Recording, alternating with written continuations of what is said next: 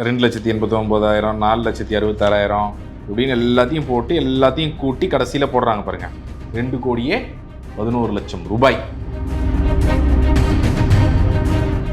So அவர் என்ன பண்ணியிருக்கணும்? அவர் இப்போ சொல்கிறாரு ரெய்டு நடந்தப்பறம் நான் பரிசுத்தமானவன் சொல்கிறாரு. ஒரு பரிசுத்தமான அமைச்சர் என்ன செய்யணும்? அந்த நேரத்தில் நடவடிக்கை எடுத்துருக்கணும். இப்போ ஒரு என்னுடைய துறையில் இப்படி ஒரு ஊழலா? ஒரு பரிசுத்தமான அமைச்சர் இருக்கக்கூடிய இந்த துறையில் இப்படி ஒரு ஊழல் நடக்குதா அப்படின்னு சொல்லி அவர் பயங்கரமாக பொங்கி எழுந்து அந்த கான்ட்ராக்டர் மேலே எஃப்ஐஆர் போட்டு கருப்பு பட்டியலில் சேர்த்துருக்கணும்.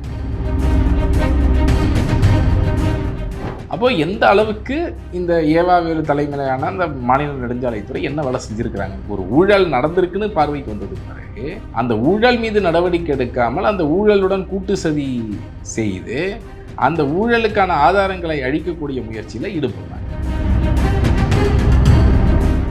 மக்கள் பார்க்கணும். Proof of pudding is in ஈட்டிங்கிற மாதிரி மக்கள் கண்ணால் ஊழல்கள் மீது நடவடிக்கை எடுப்பதை பார்க்க வேண்டும். அந்த மாதிரி தண்டனை பெறுகிறார்கள் அப்படிங்கிறத பார்க்கணும். அதை பொதுமக்கள் பார்க்கும்போது பொதுமக்களுக்கு ஒரு நம்பிக்கை வரும். ஊழல் குறையுது, ஊழல் ஒழியுது அப்படிங்கிற நம்பிக்கை வரும். இன்னொரு பக்கம் ஊழல் செய்பவர்களுக்கு இது ஒரு எச்சரிக்கை மணியாக இருக்கும். ஐயோ, நாளைக்கு நமக்கும் இந்த மாதிரி ஒரு நிலை ஏற்படலாம். நடவடிக்கைகள் தொடர வேண்டும். ஒரு பக்கம் முன்னாள் அரசு மேலே, அதே மாதிரி அடுத்து இப்போ இவங்க ஊழல் இல்லாத ஆட்சி அப்படின்னு சொன்னால் அதை சிஸ்டமிக்காக கொண்டு வரது ரொம்ப ரொம்ப முக்கியம்.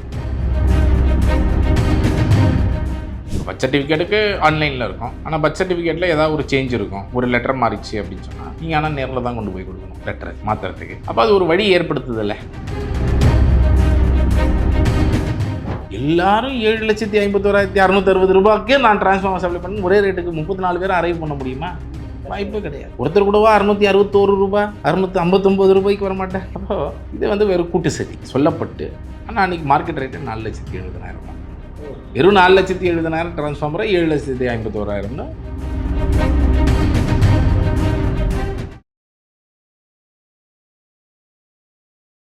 இளையபாரத நேயர்களுக்கு வணக்கம். இன்றைக்கி நம்ம நேர்களில் நம்ம சிறப்பு விருந்தினர் அறப்போர் இயக்கத்தின் நிறுவனரான ஜெயராம் சார் அவர்கள் தான். சார் வணக்கம் சார். வணக்கம் சார். இப்போ நீங்கள் பல பிரச்சனைகளை சொசைட்டியில் பார்த்துட்டு இருக்கீங்க. அது மட்டும் இல்லாமல் இப்போ ஏவாவேலு மேலே குற்றச்சாட்டுகள் வச்சுருக்கீங்க, நிறைய ப்ரூஃப் எல்லாம் கொடுத்துருக்கீங்க. ஸோ இது இந்த நடவடிக்கை எடுக்கிறதுக்கு முக்கிய காரணமாக என்னவாக தான் இருக்குது சார்? அது அவருடைய ப்ராப்ளம்ஸில் ஏவாவேலு அவரை பொறுத்தவரை அவர் நெடுஞ்சாலைத்துறை அமைச்சராக 2021 முதல் 26 வரை இருக்கிறாரு.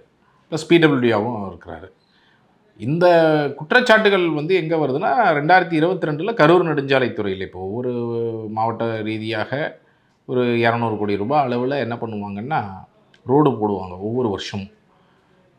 கரூரில் கிட்டத்தட்ட 170 கோடி ரூபாய்க்கு அந்த கன்ஸ்ட்ரக்ஷன் மெயின்டெனன்ஸில் ஒதுக்குறாங்க, டெண்டர் போடுறாங்க. ஆனால் அதில் 110 கோடி ரூபாய்க்கான கான்ட்ராக்ட் அந்த சங்கர் ஆனந்த்ன்ற ஒரே கான்ட்ராக்டர்கிட்ட தான் போகுது. ஏன்னா அவர் திமுக கான்ட்ராக்டர்னு பேர். திமுகவுக்கு அவ்வளோ நெருக்கமான கான்ட்ராக்டர். பேசிக்கலி திமுக கான்ட்ராக்டர்னு தான் அவரை சொல்லுவாங்க. ஸோ அதனால் அவர் இன்ஃபேக்ட் செந்தில் பாலாஜி அவர்களை ரெய்டு செஞ்ச போதே இன்கம் டேக்ஸு அவருக்கு நெருக்கமானவங்களை ரெய்டு பண்ணுறாங்கன்னு சொல்லிலாம் நியூஸ் வந்தது. அப்போ சங்கரானந்தையும் ரெய்டு பண்ணாங்க. ஸோ அந்த கான்ட்ராக்டருக்கு பணம் போகுது. ஸோ முன்னே எங்கேருந்து அவருக்கு அந்த பிட் கெப்பாசிட்டி இவ்வளோ வேலைகள் செய்வதற்கு? இப்போ இதில் ஒரு 110 கோடி, கோயம்புத்தூரில் ஒரு 50-60 கோடி கிடைத்தாருங்க. திடீர்னு இந்த 2021-22 காலகட்டத்தில் கிட்டத்தட்ட 160-170 கோடிக்கு பண்ணுறாருன்னா அதுக்கு முன்னாடி வருஷம் 100 கோடிக்காவது பண்ணியிருக்கணும். அப்போது அந்த மாதிரி பண்ணியிருக்கிறாரு அவங்க இல்லையே? ஏன்னா முந்தைய ஆட்சி காலத்திலலாம் அவர் அந்த மாதிரி பண்ணதான் ரெக்கார்டு இல்லை. ஸோ திடீர்னு இந்த மாதிரி ஒரு ஸ்பைக் அப்படி ஆகுது. சரி, அந்த வேலையாவது கரெக்டாக செஞ்சாரா? இப்போது நீங்கள் ஒரு டெண்டர் வந்துருச்சு, அந்த டெண்டர் வந்த வேலையை இவங்க என்ன பண்ணுறாங்கன்னா ரோடே போடாமலேயே பணத்தை சுட்டிடுறாங்க. போடாமலே ஆனால் போட்ட மாதிரி கணக்கு எழுதுறாங்க. மிகப்பெரிய அளவில் போட்ட மாதிரி கணக்கு எழுதுறாங்க. இன்ஃபேக்ட் அதாவது கணக்குகள்னா கொஞ்சம் நஞ்சம் கிடையாது. இந்த மாதிரி ஒரு புக்கு எழுதுறாங்க. நான் ஒரு புக்கு காமிக்கிறேன். இப்போ இந்த மாதிரி ஒரு புக்கு எழுதுறாங்க. இது அதோடைய புக்கு. நீங்கள் பேமெண்ட் அவங்க 26ஆம் தேதி ஒரு 2,11,00,000 ரூபா பேமெண்ட் பண்ணுறாங்க. இது கரூர் ஈசானத்தம் சாலை இந்த மாதிரி ஒரு 4 சாலை போடுறதுக்கு அதை வைடன் பண்ணி அந்த ரோடு போடணும் அப்படிங்கிறது. கொஞ்சம் வைடனிங்னா பெரிய அளவுலலாம் கிடையாது. இதை இத்தினோடு வைடனிங் பண்ணுவாங்க கொஞ்சம் சைடில். அந்த மாதிரி வைடனிங் பண்ணி ரோடு போடுறது அப்படின்னு சொல்லிட்டு இவங்க கொடுத்துருக்குறாங்க. அவங்க போடவே இல்லை.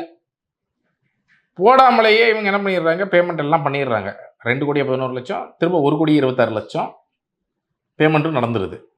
இப்போ இந்த பேமெண்ட் வந்து பண்ணது மட்டும் இல்லாமல் சில பேர் சொல்லுவாங்க இது என்ன ஒரு நாள் அட்வான்ஸாக கொடுத்துருப்பாங்களே. இப்போ அட்வான்ஸ்னால் 5% கொடுப்பாங்க, 20% 80% மட்டும் கொடுக்க மாட்டாங்களே. இப்போ மொத்தம் 4 கோடியே சொச்சான் இந்த ரோடு போடுறதுக்குன்னா 3.38 crores கொடுத்துட்றாங்க. 3.38 crores கொடுத்துட்றாங்க. 2.12 + 1.26 ஓகேங்களா. ஸோ இவ்வளவு கிட்டத்தட்ட ஆல்மோஸ்ட் 70% பணத்தை கொடுத்துட்டாங்க. கொடுத்தது மட்டும் இல்லாமல் கணக்கு எழுதுறாங்க. இப்போ நீங்கள் பார்க்கலாம்,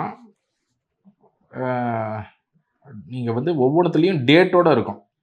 இது பார்த்தீங்கன்னா 8ஆம் தேதி மார்ச் இந்த வேலையெல்லாம் செஞ்சாங்க. ப்ரொவைடிங் அதான் அந்த க்ளீனிங் இருக்கிற சர்ஃபேஸை முதல்ல க்ளீன் பண்ணுறதெல்லாம் பண்ணாங்க. அப்புறம் அந்த வெட் மிக்ஸ் மக்கடத்தை கொட்டினாங்க. அதுக்கு வந்து இவ்வளோ குவான்டிட்டி கொட்டினாங்க அப்படின்னு சொல்லி எவ்வளோ length 180 into breadth 3.75 into depth 0.15 meters. புரியுதுங்களா? ஸோ கிட்டத்தட்ட 15 சென்டிமீட்டர் அளவுக்கு மண் கொட்டியிருக்கிறாங்க ஆழத்துக்கு. இந்த வெட்மிக்ஸ் மக்கடம், அந்த வெட்மிக்ஸ் மக்கடம்ங்கிறது அந்த ஜல்லி அந்த சிமெண்டெல்லாம் கலந்த ஒரு விஷயம். அதெல்லாம் வந்து கொண்டு வந்து கொட்டியிருக்கிறாங்கன்னு 10ஆம் தேதி இன்ஜினியர் சைன் போடுறாரு. இப்போ நீங்கள் ஒவ்வொன்றதுலையும் பார்க்கலாம், ஒவ்வொன்றும் அவர் கொட்டினாரு நான் பார்த்தேன் அப்படின்னு அதை இவ்வளோ மெஷர் பண்ணியிருக்கிறேன் அப்படின்னு இந்த மாதிரி ஒரு என்டையர் புக்கு. இதோடைய இதெல்லாம் முடிச்சுட்டு பில்லு நீங்கள் உங்கள் கண்ணு முன்னாடியே பார்க்கலாம். 8ஆம் தேதி 10ஆம் தேதி 14ஆம் தேதி 16ஆம் தேதி 19ஆம் தேதி 21ஆம் தேதி 23ஆம் தேதி 25ஆம் தேதி மெஷர்மெண்ட்டு நாங்கள் பண்ணோம் இன்ஜினியர் சொல்கிறாரு. அதில் இதெல்லாம் போட்டார். இப்போ இதில் போட்டதெல்லாம் லிஸ்ட்டு பண்ணி ஒவ்வொன்றும் எவ்வளோ குவான்டிட்டி போட்டிருக்கிறாங்க, அதுக்கு எவ்வளோ அமௌண்ட்டு, ரைட்டுங்களா. ப்ரீவியஸ் குவான்டிட்டி ஏற்கனவே அதை என்ன போட்டது, ஸோ சின்ஸ் லாஸ்ட் குவான்டிட்டி எவ்வளோ போட்டிருக்கிறாங்க அப்படின்னு சொல்லி ஒவ்வொன்றும் நீங்கள் பார்க்கலாம். இது 1,45,000 இது அதுன்னு ஒரு போட்டே வராங்க, ரைட்டுங்களா. 2,89,000 4,66,000 இப்படின்னு எல்லாத்தையும் போட்டு எல்லாத்தையும் கூட்டி கடைசியில் போடுறாங்க பாருங்கள்.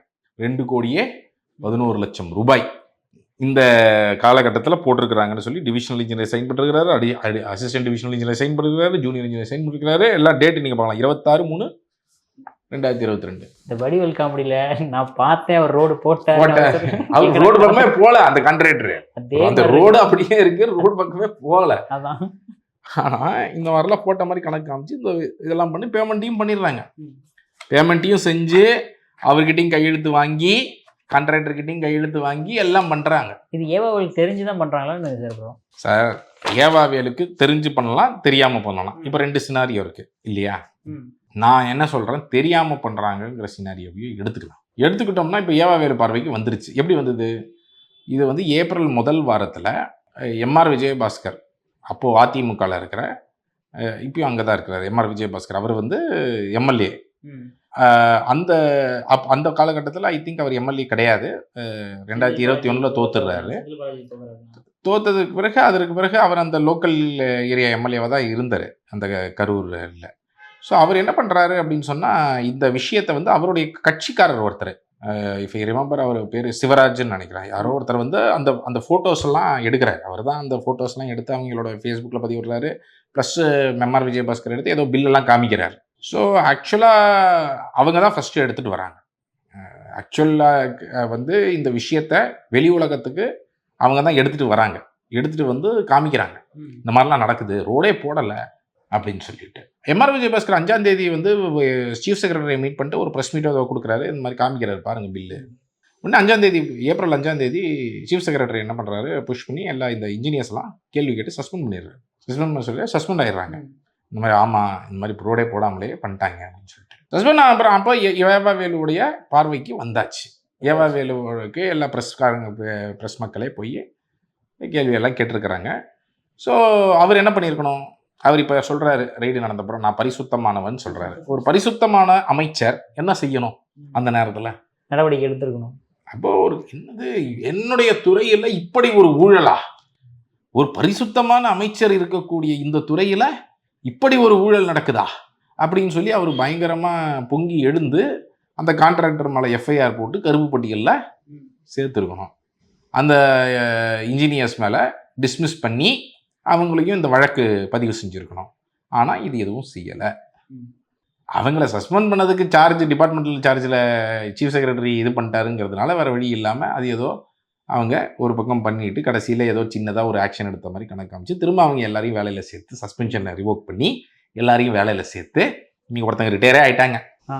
ஸோ அந்த மாதிரி வேலைகள்லாம் செஞ்சுருக்கிறாங்க. ஸோ பாயிண்ட் என்னென்னா இவங்க இதை பண்ணது மட்டும் இல்லாமல் இப்போ அந்த சங்கரானதை காப்பாற்றணும். ஏன்னா அவர் திமுகவுடைய நெருங்கின கான்ட்ராக்டர். இப்போ அவர் கோடிக்கணக்கில் 170 கோடி 110 கோடி ரூபா கான்ட்ராக்டு அவருக்கு தான் போயிருக்கு. இவங்க என்ன பண்ணுறாங்க, அந்த கான்ட்ராக்டரை நீ வா ரோடை போடு, நம்ம ரோடு போட்ட மாதிரி கணக்கு காமிச்சிருவோம், பணத்தை வாங்கியாச்சு ரோடு தான் போட்டாச்சு இல்லை அப்படின்னு நாளைக்கு கணக்கு காமிச்சிக்கலாம்னு சொல்லி, ஆனால் அதுக்கு முன்னாடியே ரோடெல்லாம் போட்ட மாதிரி எழுதியாச்சு. பிரச்சனை வந்த ரைட்டா?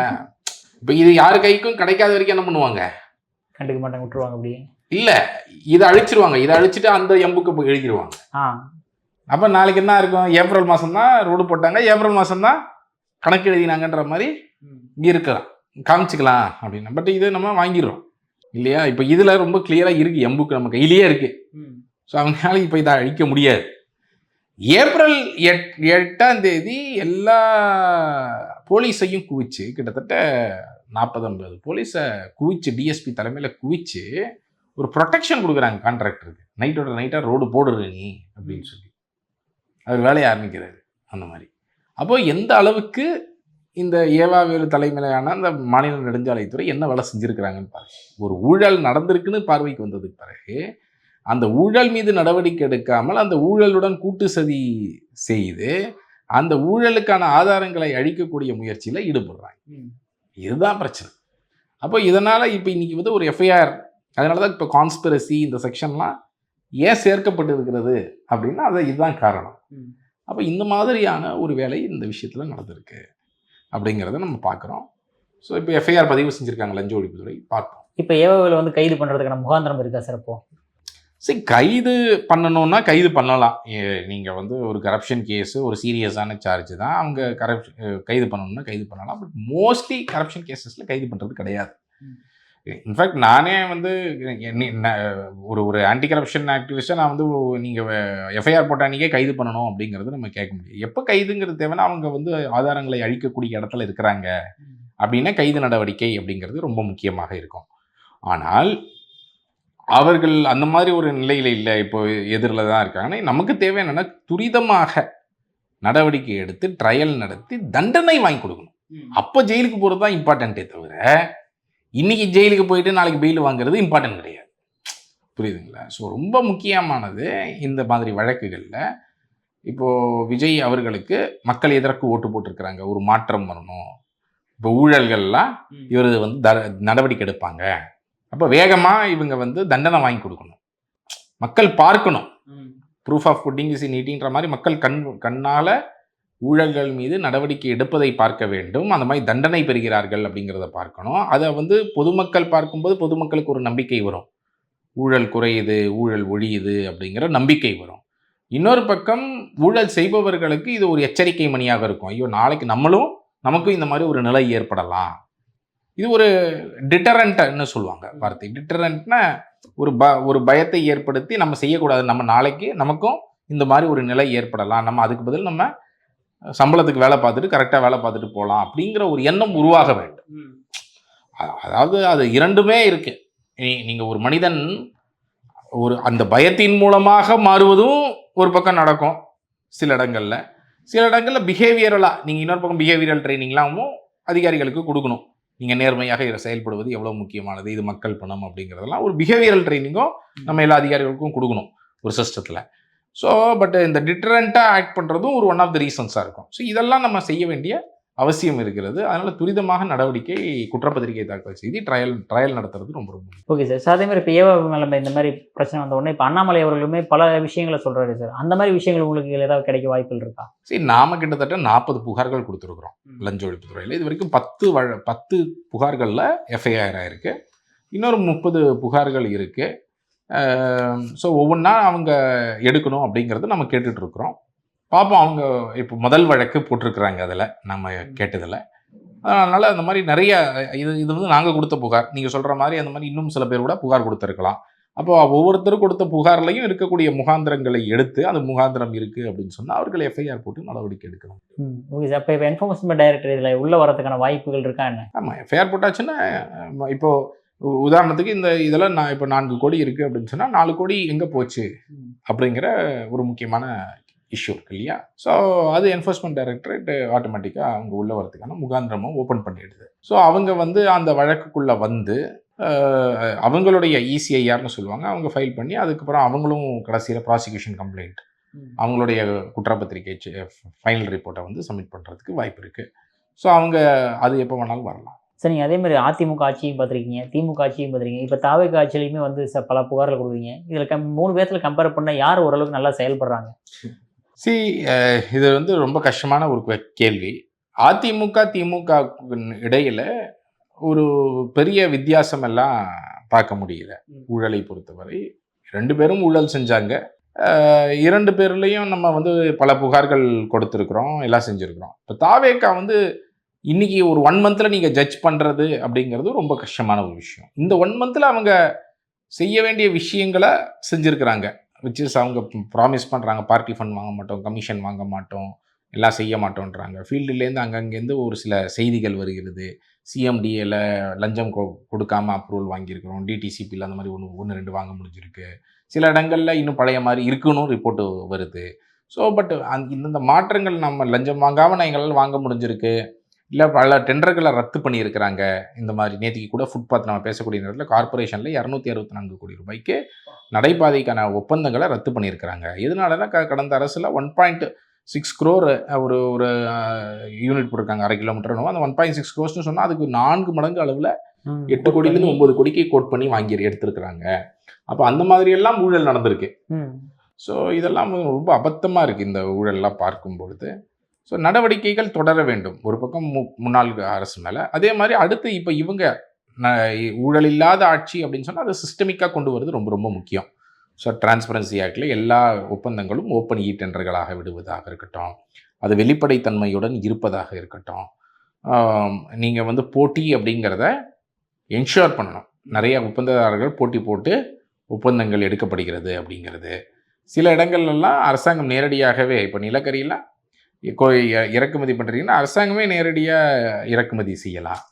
நீங்கள் அது பல ஒப்பந்தங்கள் போட்டு எல்லாருக்கும் டெண்டர் கொடுத்து தான் நீங்கள் பண்ணணும்னு அவசியம் கிடையாது. நீங்கள் நேரடியாக இறக்குமதி பண்ணிங்கன்னா இன்னும் கூட ரேட்டு குறைவாக இருக்கும். ஏன்னா அதெல்லாம் இறக்குமதியெல்லாம் பயங்கர $35 வெறும் 3200 கிலோக்கரை 6000 கிலோக்கரை போய் சொல்லிலாம் இங்கே சப்ளை பண்ணதெல்லாம் நம்ம பார்க்க முடியுது.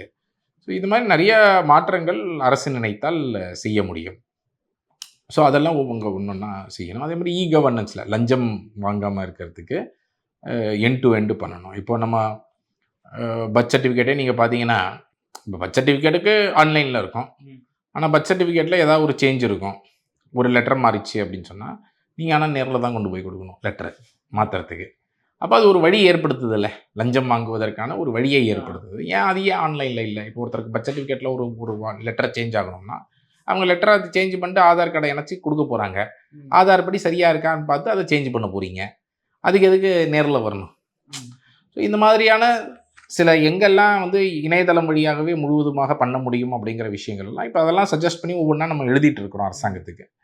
ஸோ அதை சந்திச்சுட்டும் இருக்கிறோம், அமைச்சர்களை சந்தித்து. இப்போ மைனிங் டிபார்ட்மெண்ட்டில் என்னென்ன சேஞ்ச் பண்ணணும் அந்த மாதிரி ஒவ்வொரு விஷயங்களையும் கேட்டுட்டும் இருக்கிறோம். தமிழ்நாடு நகர்ப்புற மேம்பாட்டு வாரிய கட்டிடங்கள், அங்கே இருக்கக்கூடிய கரப்ஷன், அங்கே நடக்கக்கூடிய நிறைய ஏழ்மையில் இருக்கக்கூடிய மக்களுக்கு இருக்கக்கூடிய பிரச்சனைகள், இதையும் எடுத்துகிட்டு போயிட்டு இருக்கிறோம். அமைச்சர் ராஜ்மோகன் அவர்களை சந்திச்சு, ஏன்னா அவர் தான் எழும்பூர் எம்எல்ஏ. ஸோ அங்கே கேபி பார்க்கு, திடீர் நகரில் மக்களுடைய பிரச்சனைகள் இதெல்லாமே எடுத்துகிட்டு போகிறோம். ஸோ இதுதான் காலகட்டம். நம்ம மக்கள் தொடர்ந்து முயற்சி செய்து, ஏன்னா ஒரு இன்டென்ஷனை டிஸ்பிளே பண்ணியிருக்கிறாங்க. நாங்கள் ஊழல் இல்லாமல் ஆட்சி செய்வோம், நாங்கள் மக்களுக்காக வேலை செய்வோம்னு சொல்லியிருக்கிறாங்க. ஸோ அதை நம்ம இந்த நேரத்தில் முடிந்த அளவு இந்த சிஸ்டமிக்கான மாற்றங்களை மேற்கொள்வது ரொம்ப ரொம்ப முக்கியமானது. அது நீடித்து இருக்கிறது ரொம்ப ரொம்ப முக்கியமானது. ஸோ அது செய்கிறாங்களா இல்லையா, இல்லை கிரவுண்ட் லெவலில் டிரான்ஸ்லேட் ஆகுதா இல்லையாங்கிறது நமக்கு வரக்கூடிய நாட்களில் தான் தெரியும். ஓகே, கடைசியாக சார் செந்தில் பாலாஜி அவர்கள் மேலே அந்த டிரான்ஸ்ஃபார்மரோட ஊழல் அது என்ன நிலைமையில் இருக்குது சார்? அது நம்ம சிபிஐக்கு மாற்றப்பட்டு நம்ம ஹைகோர்ட்டுக்கு போய் சிபிஐக்கு மாற்றப்பட்டது. சிபிஐ தற்போது எஃப்ஐஆர் பதிவு செஞ்சுருக்கிறாங்க. எஃப்ஐஆர் பதிவு செய்து அவர்கள் விசாரணையை துவங்கி இருக்கிறார்கள். ஆனால் அந்த விசாரணை எவ்வளவு துரிதமாக அவர்கள் செய்ய வேண்டுமோ செய்ய வேண்டும்.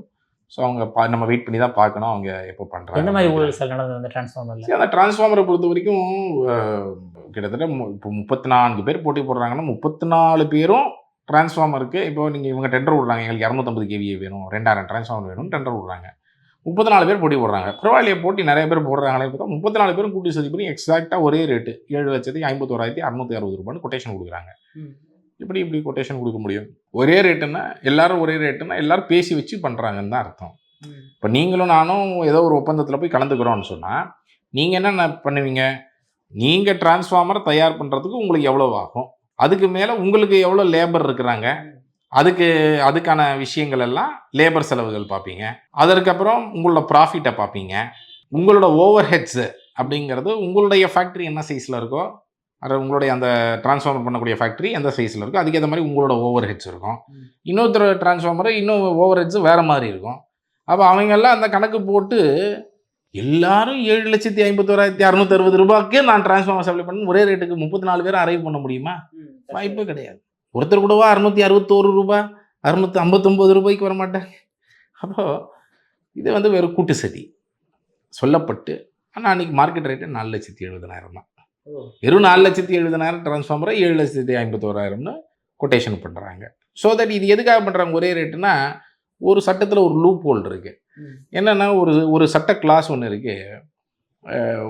ஒன்றுக்கும் மேற்பட்டோர் ஒரே விலையை சொன்னால் நீங்கள் அந்த ஒர்க்கை ஸ்ப்ளிட் பண்ணி கொடுக்கலாம் அப்படின்னு சொல்லிட்டு டெண்டர் டிரான்ஸ்பரன்சி சட்டத்தில் இருக்குது.